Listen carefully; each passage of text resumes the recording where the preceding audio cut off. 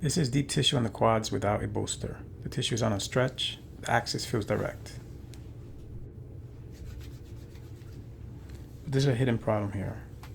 If the back doesn't feel safe, the low back doesn't feel safe, the quads won't fully let you in.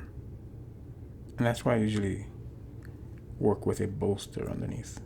But there are benefits to both positions, and I'll show you exactly what they are and what changes.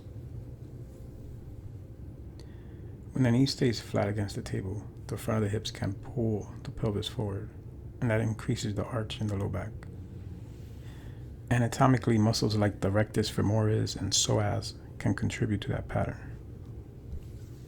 But for others, especially anyone with low back sensitivity, disc issues, or just a nervous system that's already on alert, that extension creates discomfort. And here I'm just working on the lateral side of the lower leg. And getting back to the low back. If the low back doesn't feel safe, then the quads are going to guard. This is why I use a bolster.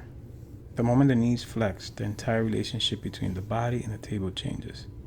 The front of the hip slackens, the pelvis settles, the lumbar spine softens toward the table. You can often feel the whole system exhale. I always begin broad, full palm contact, long, slow strokes through the length of the quad. I'm not trying to force anything yet. Mostly just listening, and I'm feeling how the superficial layers move over the deeper ones.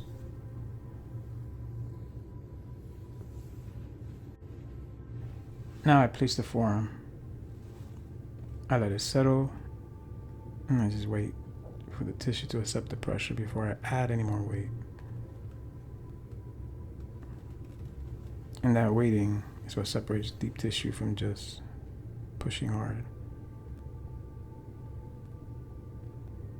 Now that the tissue is ready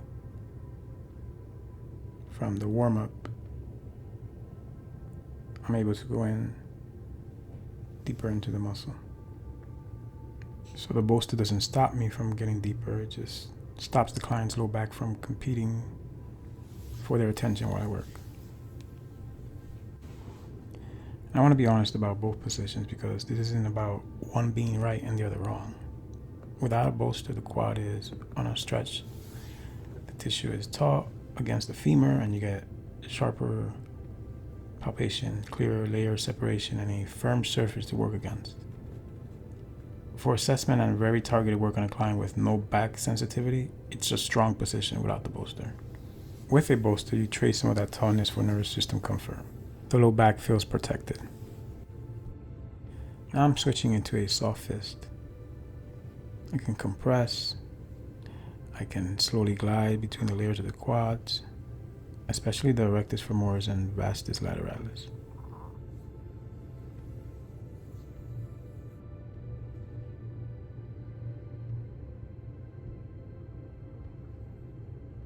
Using a deep glide.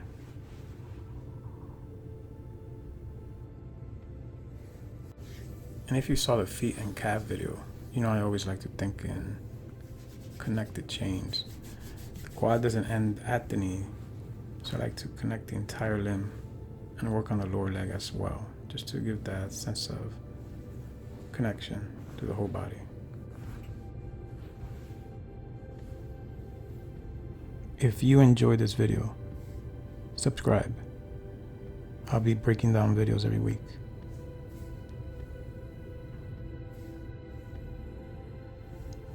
Deep tissue isn't about how hard you press. It's about how settled the body is when you arrive. A bolster is a small thing, but it changes the conversation between the therapist's hand and the client's nervous system. And that conversation is the work.